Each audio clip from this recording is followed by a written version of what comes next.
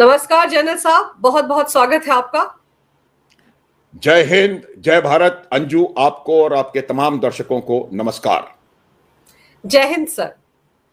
Sir, ये पाकिस्तान जो है, इसको क्या यूएन में मुंह खोलना जरूरी था? अगर कतर में हमास के आतंकवादियों को टारगेट किया इजराइल ने, तो उस पे इतना रोना धोने करने की जरूरत क्या थी? 4 मिनट में इनकी मिट्टी पलीत कर दी इजराइल के वहां के परमानेंट एम्बेसडर ने। हाँ, बिल्कुल बिल्कुल अंजू। देखिए, पाकिस्तान ने जब यूनाइटेड नेशंस के में इस बात के ऊपर चर्चा हो रही थी, ऐसे समय मुंह खोला है। और वो भी तब, देखिए, अपना अपने टर्न पर बोलना एक बात होती है, जब वो यूनाइटेड नेशंस की वॉच एजेंसी के व्यक्ति आपको जब वो अपना भाषण दे रहे थे, उनको बीच में टोक करके उन्होंने कहा। और टोका कब? जबकि उन्होंने कहा था कि उसामा बिन लादेन को पाकिस्तान में मारा गया था, तब पाकिस्तान के उन्वाई ने वहां उनको टोका और रोक करके उन्होंने ये कहा कि हम आपकी बातों का वो करते हैं, लेकिन आपको कोई हक नहीं है कि आप किसी दूसरे के सॉवरेंटी में उसमें उसमें आप उसके बीच में अंतर डालें। ये जब बात हुई तो पहले तो अध्यक्ष महोदय ने उनको समझाया कि ये प्रोसीजरल इशू था और ये कोई इस प्रकार की बात नहीं थी। उसके बाद समय कम था तो उन्होंने 4 सेकंड का समय दिया और उन्होंने कहा कि आपके पास 4 सेकंड हैं, आपको जो कहना है आप कह सकते हैं। और उन 4 सेकंड में जो कहा वो आज के पाकिस्तान का सच है। और उन्होंने कहा कि पाकिस्तान भी खुद एक टेररिस्ट को बढ़ावा देने वाली स्टेट है। तो ये बात बिल्कुल साफ है कि पाकिस्तान हमेशा आतंकवाद का जनक रहा है, आतंकवाद को पालने पोसने वाला रहा है और आतंकवाद का समर्थन करने वाला रहा है। वो फलस्तीनियों के पक्ष में नहीं बोलता, वो गाजा के पक्ष में नहीं बोलता। उनका प्रधानमंत्री गाजा नहीं जाता, इजिप्ट नहीं जाता, हिजबुल्लाह नहीं जाता, लेकिन यमन नहीं जाता। उनका प्रधानमंत्री कतर जाता है क्योंकि वो आतंकवादियों के साथ है।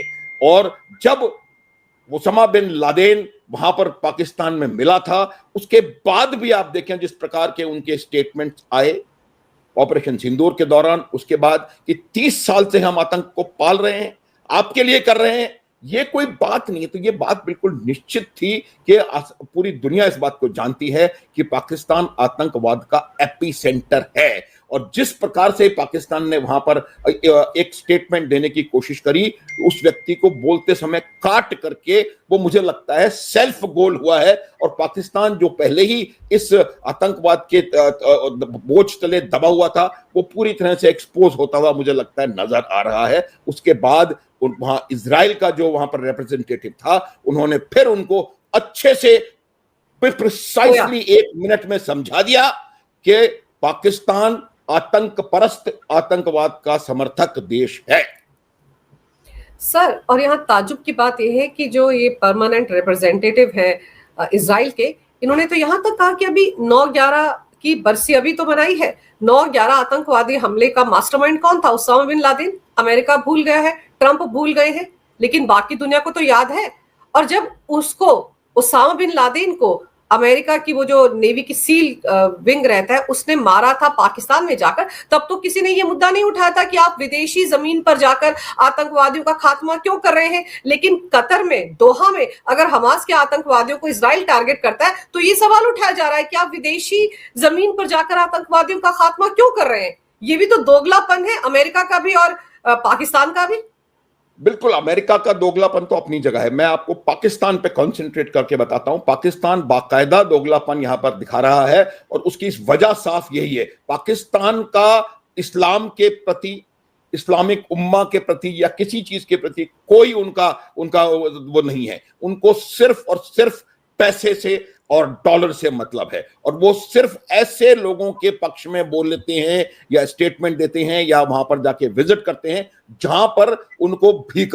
आप इन शहबाज शरीफ जो दोहा गए हैं, इनका केबिन बैगेज चेक कर लो, एक बाकायदा एक कटोरा लेकर के वहां पर गए होंगे। तो वो सिर्फ अपने अपने मकसद के लिए और उनके जो हुक्मरान हैं और जो उनके मिलिट्री जनरल्स हैं, उनको पैसा मिलता रहे, सिर्फ इस काम के लिए बात करते हैं। कोई पाकिस्तानी लीडर, मैं गाजा नहीं गया, कोई पाकिस्तानी लीडर लेबनान नहीं गया, कोई पाकिस्तानी लीडर यमन नहीं गया, स्टेटमेंट नहीं आए, कोई किसी प्रकार का उन्होंने यूनाइटेड नेशंस में इसको उठाया नहीं, और कतर गए क्योंकि उनको वहां पर किसी चीज से मिलने की उम्मीद है। पाकिस्तान ने जब जिस प्रकार से अमेरिका के दोगलेपन की हम बात कर रहे हैं, वो अमेरिका के खिलाफ नहीं जाना चाहता, और ये जो उसामा बिन लादेन वहां पर था उसकी भी खबर अमेरिका को मालूम था, और तब कहीं जाकर के, और ये एक बात मैं और बताता हूं, देखिए अंशु क्या होता है कि जब तक उसामा बिन लादेन पाकिस्तान को लग रहा था कि वो उनके लिए एक एसेट है, तब तक उन्होंने उसकी खबर किसी को नहीं दी। जैसे ही उसामा बिन लादेन एक लायबिलिटी लगने लग गया पाकिस्तान को, उन्होंने तुरंत अमेरिका को कहा कि प्लीज आइए और इसको यहां पर खत्म कर दीजिए। ये उसामा बिन लादेन वही है जिसने मुरीदिके में जो लश्कर का एक जो उन्होंने तंजीम बनाई थी, लश्कर का जो वहां पर ट्रेनिंग सेंटर खोला था, उसके लिए आज से 30 साल पहले 1 करोड़ रुपए का अनुदान दिया था। ये उसामा बिन लादेन पाकिस्तान में था और ये सारी दुनिया को पता था, और पाकिस्तान चूंकि आतंक परस्त है, उसके अलावा क्या टीआरएफ वहां नहीं है, क्या लश्कर वहां नहीं है, क्या जैश ए मोहम्मद वहां नहीं है, क्या हाफिज सईद नहीं है, क्या मौलाना मसूद अजहर नहीं है, क्या तमाम लोग जो जिनकी आवाजें वहां से टेररिस्ट की आती हैं वो वहां पर नहीं है। पूरी दुनिया का टेरर एपिसेंटर है पाकिस्तान, और ये बात इस एपिसोड के बाद एकदम क्रिस्टल क्लियर खुल के सामने आ गई। सर, जैसा आपने कहा कि यमन नहीं जाते हैं ये लोग, सीरिया नहीं जाते हैं जब वहां पर इस तरह के हमले होते हैं, लेकिन कतर दौड़े दौड़े चले गए शहबाज शरीफ। वैसे भी विदेश जाने के लिए तड़प रहे होंगे बेचारे, आजकल उनको कम मौका मिलता है, मुल्ला मनीर पहले पहुंच जाता है। लेकिन वहां जाने की एक सबसे बड़ी वजह क्या ये भी हो सकती है कि अब कहीं ना कहीं पाकिस्तान को डर सता रहा है कि इजराइल अगला नंबर उसका ना लगा दे, क्योंकि ईरान के मामले में पहले भी ये बातें होती रही कि ईरान को परमाणु हथियार देने वाला पाकिस्तान है, और पहले भी इजराइल ने साफ किया था कि वो एक आध बम जो है वो यहां पर भी गिरा सकता है, एक मिसाइल यहां भी गिरा सकता है। तो अब जिस तरह से दोहा पर ये कार्रवाई इजराइल ने की, उसके बाद क्या पता अगला नंबर पाकिस्तान का हो। हाँ, बिल्कुल बिल्कुल अंजू, बिल्कुल सही आपने आकलन किया। अभी आप देखें पाकिस्तान के मीडिया में यही ट्रेंड कर रहा है, पाकिस्तान की मीडिया में यह ट्रेंड कर रहा है कि भारत दोबारा ऑपरेशन सिंदूर पाकिस्तान के खिलाफ करने की कोशिश कर रहा है, और इस बार भारत अकेला नहीं करेगा, इजराइल उसके साथ होगा। यह ट्रेंडिंग है आज की तारीख में पाकिस्तान के मीडिया में। उसकी वजह बिल्कुल साफ है कि इजराइल के प्रधानमंत्री ने, बेंजामिन नेतन्याहू ने बिल्कुल साफ कर दिया है कि हम किसी भी प्रकार के टेररिस्ट को और टेररिस्ट को हार्बर करने वाले देश में कोई भी हो, हम वहां जाकर के उसको ठोकेंगे, और ये वो कर रहे हैं। ये वही इजराइल है जिन्होंने एंटेबे जाके 4000 किलोमीटर दूर जाकर के और अपने पूरे के पूरे हॉस्टेजेस को छुड़ा करके लेके आए थे। पूरा की पूरी एयरफोर्स उगांडा की उन्होंने खत्म कर दी थी। ये वो इजराइल है। ये बिल्कुल जहां जहां इनको पर दिखाई देगा, 6 मुस्लिम देशों पर एक साथ इन्होंने आज पिछले एक हफ्ते में हमला करके और वहां पर टेररिस्ट को बर्बाद करने की कोशिश करी है। पाकिस्तान के बीच में खतरा, उनको घबराहट हो रही है, उनके बीच में बहुत ज्यादा परेशानी उनको, पूरे उनके मुल्ला मुनीर को भी है कि इस बार उसको छोड़ा नहीं जाएगा, और शहबाज शरीफ को भी है। और ये बिल्कुल साफ है कि उनको डर लग रहा है कि आप देखें, एक और बात मैं याद दिलाना चाहता हूं आपके दर्शकों को कि जब ईरान का इजराइल के साथ युद्ध हो रहा था, तब ईरान के एक मंत्री ने एक स्टेटमेंट दिया था कि अगर इजराइल हमको न्यूक करता है तो हमारे मित्र पाकिस्तान इजराइल को न्यूक कर देंगे। इससे बिल्कुल मकसद बिल्कुल साफ है कि न केवल पाकिस्तान ईरान को, उस टाइम पे ईरान को उन्होंने टेक्नोलॉजी इलीगल तरीके से शायद ट्रांसफर कर दी, पूरा किस्सा बड़ा फेमस है, सब जानते हैं इस बात को, और इजराइल को इस बात का पूरा गुमान है कि पाकिस्तान का हाथ इसमें है। लेकिन आप दोबारा ये समझने की कोशिश करें कि किस प्रकार से उसी ईरान को, उसी युद्ध के दौरान पाकिस्तान के मुल्ला मुनीर ने अमेरिका में जाकर के उसके पीठ में खंजर भोंका था और उनको धोखा दिया था। ये पाकिस्तान के मुल्ला मुनीर हैं, इन्होंने अब ये चाइना को धोखा दे रहे हैं। ये धोखेबाजी इनके डीएनए में है। भिखारी हर उस जगह जाता है जहां से इसको भीख मिलने की संभावना होती है, और इस बात का खतरा हर पाकिस्तानी जनरल और हर पाकिस्तानी हुक्मरान फील कर रहा है कि अब इजराइल का अगला टारगेट शायद इस्लामाबाद, पाकिस्तान। और सर, इजराइल को तो वैसे भी 2008 में जो मुंबई पर सबसे बड़ा आतंकवादी हमला हुआ था हमारे देश में, उस वक्त भी इजरायली नागरिक मारे गए थे मुंबई में, आपको याद होगा। और इजराइल एक ऐसा देश है जो अपने एक एक नागरिक की जान की कीमत को समझता है। और भूलता नहीं है। और उस वक्त भी इजराइल तैयार था पाकिस्तान को ठोकने पर, लेकिन उस वक्त हमारी जो सरकार थी उनको लग रहा था कि चुनाव आने वाले हैं, देश में जो उनका वोट बैंक है उसको गलत मैसेज चला जाएगा, इसलिए उन्होंने पाकिस्तान को बख्श दिया था, पाकिस्तान को 24 घंटे के अंदर क्लीन चिट दे दी थी। लेकिन इजराइल नहीं भूला उस बात को, तो इजराइल के मन में तो पाकिस्तान के खिलाफ तब से बदला लेने की भावना है। तो अब तो मौका भी है, क्योंकि कतर में जाकर बैठ गए शहबाज हुसैन, आबेल मुझे मार कर लिया है, तो क्या पता अगला नंबर लग जाए उनका। बिल्कुल बिल्कुल अंजू, बिल्कुल। ये देखिए आप किस न केवल 2026-11 के बाद, उसके पहले भी इजराइल ने हमको एक बार ऑफर किया था 1984 के आसपास कि भाई पाकिस्तान परमाणु बम बना रहा है, तो अगर आप हमें इजाजत दें तो हम जाकर के, आप सिर्फ वहां पर हमें रिफ्यूलिंग की और उसकी इजाजत दें, हम पाकिस्तान की न्यूक्लियर फैसिलिटी को तबाह कर देंगे। इजराइल जो है हमेशा से भारत के साथ खड़ा है, और इजराइल इस बात को बहुत अच्छे से जानता है कि पाकिस्तान एपी सेंटर टेररिज्म का है और टेररिज्म का जनक पाकिस्तान है, और पाकिस्तान, ईरान की कहीं ना कहीं मदद पाकिस्तान ने क्लैंडस्टाइनली करी है न्यूक्लियर अपनी प्रोग्राम को आगे बढ़ाने में। तो इस बात का पूरा उनको उनको यकीन है कि पाकिस्तान इन्वॉल्व है, और ये बात वो अच्छे से समझते हैं। और आप देखिए उस समय की जो सरकार थी, मैं आपको, मुझे अफसोस है, बड़ा अफसोस के साथ मेरे को ये बात कहनी पड़ती है कि न केवल 26/11 बल्कि 1980 से लेट 70 से लेकर के और 2013 तक कितनी बार भारत को लहूलुहान किया गया, कितनी बार। हर बार जो सरकार उस समय रही वो किसी ना किसी कारण से उन्होंने इस पाकिस्तान को लगातार क्लीन चिट देते चले गए। हमने कोई वहां पर इस प्रकार की ताकत नहीं दिखाई जिससे कि हम पाकिस्तान को उसी समय एक मैसेज दे देते। वो देश पाकिस्तान जिसकी ऑफिशियल पॉलिसी है to bleed India by 1000 cuts, Bharat को 1000 घाव देके लहूलुहान करो, और ये 1000 घाव वो कन्वेंशनली नहीं दे रहे हैं, ये 1000 घाव वो आतंकवाद को बढ़ावा देकर आतंकवादी घटनाएं भारत में करके ये 1000 घाव भारत को दे रहे हैं। तो ये बात हमारे को समझनी चाहिए थी कि उस समय की जो सरकार थी, ये उनकी कमजोरी और उनका अपने वोट बैंक के प्रति लालच और इस बात की घबराहट कि कोई दूसरा नाराज ना हो जाए, अमेरिका नाराज ना हो जाए, चाइना हमसे नहीं रूठ जाए, ये घबराहट जो थी, वो घबराहट 2014 के बाद से अंजू गायब हुई है। और वही वजह है कि सर्जिकल स्ट्राइक भी हो रही है, बालाकोट में एयर स्ट्राइक भी हो रही है, ऑपरेशन सिंदूर भी हो रहा है। तो ये तमाम चीजें हमको समझनी है। और मुझे ये बात कहने में जरा सी भी झिझक नहीं है कि उस समय की स्पाइनलेस गवर्नमेंट्स थी उस जमाने में, जिनके रीढ़ नहीं थी और किसी प्रकार से वो करना नहीं चाहते थे। आपको ये बात सुन के मैं बता रहा हूं, आश्चर्य होगा कि अगर ये कसाब जिंदा नहीं पकड़ा जाता तो एक साजिश के तहत उन्होंने ये बात सिद्ध कर दी थी कि इसमें ये जो हिंदू एक्सट्रीमिस्ट का हाथ है, आरएसएस का इसमें हाथ है 26/11 में। और एक दिग्विजय सिंह ने पुस्तक का विमोचन किया है डॉक्टर जाकिर नाइक की उपस्थिति में, वो इंटरनेशनल टेररिस्ट जो कि आज मलेशिया में छुपा हुआ है, उसकी उपस्थिति में कि द आरएसएस हैंड इन 26/11 और समथिंग लाइक दैट।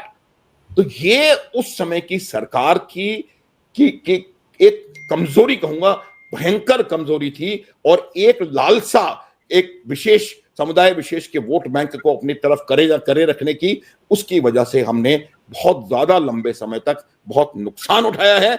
और अब आपके पास ऐसी निर्णायक और ऐसी ताकतवर सरकार है जो कि कड़े निर्णय लेने में विश्वास रखती है, और उन कड़े निर्णयों का ये रीजन है कि 4 दिन में आपने पाकिस्तान की पतलून निकाल करके उनको घुटनों पे ला करके और भीख मांगने पे मजबूर कर दिया कि आप हमें माफ कर दो, हमारा बहुत नुकसान हो गया है। और ये जिस दूसरे दिन, ऑपरेशन सिंदूर के दूसरे दिन, इसी शहबाज शरीफ ने अपने मित्र राष्ट्रों को एक पत्र लिख करके कहा था कि हमारा बहुत नुकसान हो गया है, हमारी आप मदद के लिए आगे आएं।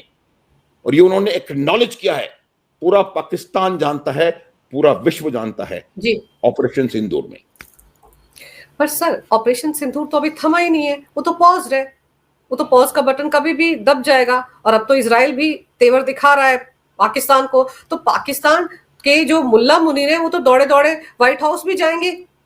पर फिर क्या करे व्हाइट हाउस भी, अब क्या करेगा? कतर में क्या अमेरिका के मिलिट्री एस्टेब्लिशमेंट्स नहीं है वहां पर?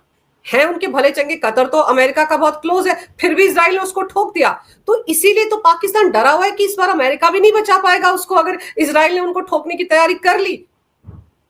बिल्कुल बिल्कुल अंजू, मैं एक थोड़ा सा मुझे इतिहास बताने की इजाजत दें कि जो कतर में हमास का हेडक्वार्टर कब आया और क्यों आया। 1999 में जॉर्डन ने अपने देश अम्मान से इनके हेडक्वार्टर को बाहर निकाला, और इसलिए निकाला कि उन्होंने कहा कि आप हमारी धरती का प्रयोग कर रहे हैं दूसरों के खिलाफ एक्टिविटी करने में। उसके बाद ये दमिश्क गए। 2012 में सीरिया में से भी इनको परेशानी हुई, असद के साथ इनका कोई इशू हुआ। उसके बाद अमेरिका के कहने पर, ये mark my word Sanju, America के कहने पर कतर ने हमास को 2012 में अपना हेडक्वार्टर दोहा में बनाने की इजाजत दी, अमेरिका की इजाजत से। तो अमेरिका जो था वो उन्होंने उनको कहा, और उन्होंने कहा कि हमारा बहुत बड़ा, मेरे ख्याल से मिडिल ईस्ट का सबसे बड़ा अमेरिका का जो आर्मी एस्टेब्लिशमेंट है वो कतर में है, दोहा में है।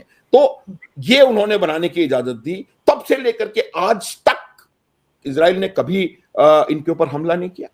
वो इसीलिए नहीं किया कि उससे उस समय से लेकर आज तक इस्माइल हानिया को भी इन्होंने ईरान में जाके मारा, जबकि वो रह रहा कतर में था, उसको उसका हेडक्वार्टर तो कतर में था। लेकिन जब, इसीलिए मैं ये बात इसलिए बता रहा था आपको कि जो हमला हुआ है कतर पे, उसकी पूरी खबर अमेरिका को थी, उसकी पूरी खबर कतर को भी थी।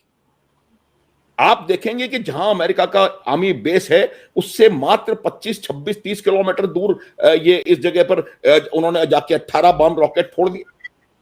ये हो ही नहीं सकता कि अमेरिका को और उनको पता ना हो। तो ये तमाम चीजें उनको सबको सब कुछ पता था, और ये बात पाकिस्तान इसको नोटिस कर रहा है। और पाकिस्तान को भी ये पता है कि जिस दिन उस अमेरिका को जो आपको खाना खिला रहा है, मुल्ला मुनीर को, जिस दिन आपकी यूटिलिटी उनको थोड़ी सी कम होती नजर आएगी, तो फिर इजराइल को बताएंगे कि भाई आप जाकर के पाकिस्तान को भी वही कर सकते हो जो आप बाकी जगह कर रहे हो। ये इजराइल है।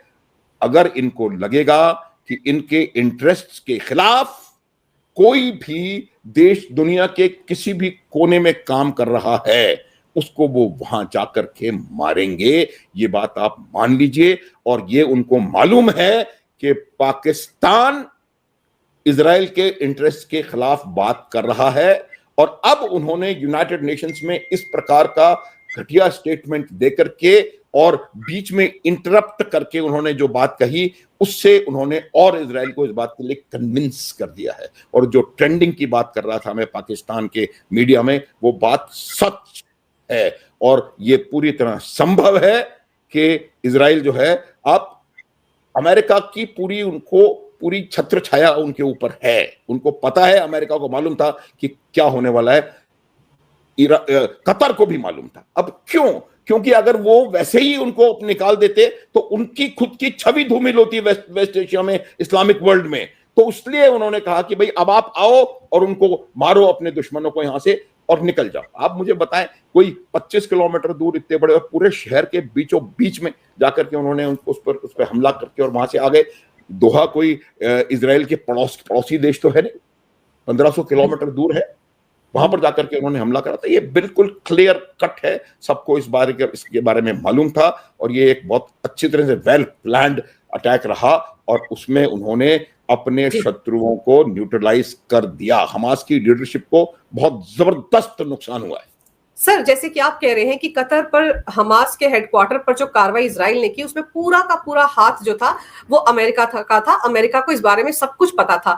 तो ईरान के साथ जब ये नूरा कुश्ती हुई थी, उस वक्त भी तो अमेरिका को सब कुछ पता था। दोनों की तरफ से जो एक दूसरे पर हमले किए गए थे, कतर में जो आर्मी बेस था अमेरिका का, वहां पर जब ईरान ने हमला किया था सर, तब भी तो कुछ घंटे पहले बता दिया गया था, और अमेरिका ने, ट्रंप ने बड़े सीना चौड़ा करके बोला था कि हमने तो अपने सब लोगों को वहां से हटा लिया था। तो ये नूरा कुश्ती खेल रहा है, डबल स्टैंडर्ड है अमेरिका के। बिल्कुल बिल्कुल बिल्कुल सही, आपने बिल्कुल परफेक्ट एक्सप्रेशन चूज किया है। ये नूरा कुश्ती ही थी जो ईरान और अमेरिका के बीच में हुआ। वो नूरा कुश्ती थी जब ईरान के ऊपर अमेरिका के B-2 बॉम्बर्स ने GBU-57 से हमला किया और उनके न्यूक्लियर एसेट्स के ऊपर डायरेक्ट उन्होंने स्ट्राइक किया। उसके बाद उनको मालूम था कि ईरान को निश्चित रूप से इसका जवाब देना पड़ेगा, वरना ईरान के पास कोई वजह नहीं रहेगी अपने आप को जस्टिफाई करने की। और कहां वो हमला होगा, कैसे हमला होगा, कितनी मात्रा में वो हमला होगा, वो तमाम चीजें स्टेज मैनेज थी। ये पक्का अमेरिका को मालूम था कि ईरान जो है इस बॉम्बर्स के स्ट्राइक के एवज में दोहा में इस जगह पर, कतार में इस जगह पर हमला करेंगे, और उस जगह को पहले से ही खाली करवा लिया गया था। पहली बात। दूसरी बात, इतना नजदीक से हमला करा है उन्होंने, उनको सब पता है कहां पर अमेरिका के बेसिस हैं, बावजूद उसके तमाम जो उनके मिसाइलें और रॉकेट्स थे वो ऐसी जगह जाकर के गिरते हैं जहां पर कि किसी को कोई नुकसान नहीं होता, एक भी अमेरिकी मारा नहीं जाता। आप मुझे बताएं कि ये किस प्रकार से संभव है? ये तभी संभव है जब आपने उनको बता दिया होगा कि भाई आप आए इस जगह पर अपने 50 मिसाइल गिरा करके और यहां से चले जाएं, यहां ना हमें नुकसान होगा ना आपको नुकसान होगा, हमारी भी वाह और आपकी भी वाह, हमारी भी नाक साबत आपकी भी नाक साबत, और आप हम आगे हमला नहीं करेंगे, आप उसके आगे हमला मत करो। तो ये पूरा का पूरा मेरे हिसाब से, मेरा आकलन है, हो सकता है गलत हूं मैं, ये पूरा का पूरा स्टेज मैनेज था ड्रामा। और वही की वही बात अब हुई है दोहा में। ये हमास का हेडक्वार्टर, इसीलिए मैंने बताया था 2012 से है, अभी नहीं आया। और हमास और ये जो इस्माइल हानिया और ये तमाम लोग हैं, ये इजराइल के दुश्मन आज नहीं बने हैं, ये इजराइल के दुश्मन 40 साल से हैं। और जब आपको इतने 13 सालों से मालूम है कि दोहा में इनका हेडक्वार्टर है, तो 13 सालों से आपने क्यों नहीं हमला किया? वो इसीलिए नहीं किया कि जब आप, तब एक चीज, सारे आपके सितारे एक सही जगह पर आकर के बैठ गए, जब आपके आका ट्रंप को बता दिया गया कि अब हम ये करने वाले हैं वहां जाकर के। भाई आप मुझे बताएं, मैंने बोला कि उन्होंने इस्माइल हानिया को दोहा में क्यों नहीं मारा? वो तो 20 साल से वहां रह रहा है, 2012 से। तो ये सब चीजें, ओवरऑल जो पिक्चर है वो एक पूरी की पूरी स्क्रिप्टेड है। और स्क्रिप्ट, इसीलिए जब इजराइल ने वहां पर हमला किया, उसके बाद क्या हुआ आप मुझे बताएं, क्या रिटेलिएशन हो? उसके अगले दिन जाके उन्होंने यमन के ऊपर 37 लोग मार दिए। तो ये तमाम चीज पूरी पूरी पूरी की पूरी स्क्रिप्टेड है। और पाकिस्तान ने अपनी दुम में बिना बात अपने आप आग लगा ली। और जिस प्रकार से उन्होंने कहा, 4 सेकंड में उनको ऐसा जबरदस्त मैसेज दिया है उनको और उनके तमाम मित्रों को और पूरी दुनिया को कि Pakistan is a perpetrator of terrorism. Sir, और मैसेज तो साथ साथ ट्रंप को भी दे दिया है कि तुम ओसामा बिन लादेन को भूल गए, कि पाकिस्तान के साथ तुम तो दोस्तियां बढ़ा रहे हो, बार बार मुल्ला मुनीर को व्हाइट हाउस में लंच डिनर ब्रेकफास्ट पे बुला रहे हो, क्रिप्टो करेंसी की डील वहां कर रहे हो, ट्रेड के साथ आप डील करना चाहते हो। पाकिस्तान जो तुम्हारी आंख का तारा बना हुआ है, इसी ने 9/11 के आतंकवादी को छिपा कर रखा था। ये बातें अमेरिका को भी इजराइल दिखा रहा है, तो आईना तो उधर भी दिखाया जा रहा है ना। बिल्कुल बिल्कुल, आईना उधर दिखाया जा रहा है। अब आपने जरा बात कर ली है इन्वेस्टमेंट की और ट्रेड डील की। मैं आपको बता दूं, कल या परसों की खबर है कि यामाहा ने अपनी जो फैक्ट्री है, मैन्युफैक्चरिंग फैक्ट्री, पाकिस्तान से बंद कर दी है, वहां से जा रहे हैं। देखिए, बिजनेस डील होना एक अलग बात होती है, बिजनेस कौन करता है, वहां के लोग क्या वो तैयार हैं? क्या वो लोग, कोई वहां पर काम करने को तैयार नहीं है। पाकिस्तान का डीएनए सिर्फ और सिर्फ भीख पर और आतंकवाद पर जिंदा रहने का डीएनए है। उनको कोई अंतर नहीं पड़ता कौन कहां जा रहा है, ईरान को कहां धोखा देना है, चाइना को कहां धोखा देना है। जहां से उनको कुछ नजर आ जाता है कि यहां से तेल मिल जाएगा, यहां से पैसा मिल जाएगा, बस वही कर रहे हैं। तो जहां तक सवाल बिजनेस डील का है, डोनाल्ड ट्रंप भी एक बिजनेसमैन है और मैं उनको यही कहता हूं कि वो एक बहुत बेहतर बिजनेसमैन है और बहुत उतने अच्छे स्टेट्समैन नहीं है, उतने अच्छे पॉलिटिकल लीडर नहीं है। और वो अपना खुद का बिजनेस वहां बढ़ाने के लिए वहां पर काम कर रहे हैं। उसके अलावा एक सबसे जरूरी बात जो आपके दर्शकों को मालूम होनी चाहिए कि अमेरिका के न्यूक्लियर एसेट्स हैं पाकिस्तान में। ये बात आई एम कन्विंस्ड, काफी लोग इस बात में दो राय करेंगे, जो एसेट्स हैं वो अमेरिका के हैं। अभी मैंने एक पाकिस्तानी का इंटरव्यू देखा था कुछ देर पहले, वो यही कह रहा था, कहता है इसका बटन तो हमारे पास है ही नहीं, आप किस तरह से न्यूक्लियर कर रहे हो, बटन तो ट्रंप साहब लेकर के बैठे हैं। तो ये एसेट्स जो हैं उन पे पूरा कंट्रोल उनका है। तो पाकिस्तान को ये बात नजर नहीं आ रही है और ये बात बिल्कुल साफ है, पाकिस्तान जानता है कि उनके पास कुछ नहीं है, उनकी जो अर्थव्यवस्था है वो चरमराई हुई है, 25 बार उनको इकोनॉमिक बेल आउट मिल चुका है आईएमएफ से, उनकी हालत खराब है, वो जानते हैं। इसलिए वो हर काम करने को तैयार हैं जहां से उनको पैसा या तेल मिलता हुआ नजर आ जाए। सर, और इस वक्त तो सबसे ज्यादा डर उनको अपने ट्रंप आका से लग रहा है कि पता नहीं वो कौन सा खेल खेल जाए उनके साथ। भले ही बिल्कुल, एक सेंटेंस में और बताना चाहता हूं, ये सबको मालूम है, एक बार रिपीट करने का समय है कि हेनरी किसिंजर ने 70 के दशक में यह बात कही थी कि America's enemy is dangerous and friendship with America is fatal. ये अमेरिका का असली चेहरा है। बिल्कुल, और आजकल दुम छल्ला बना हुआ है पाकिस्तान अमेरिका का, चीन को छोड़कर।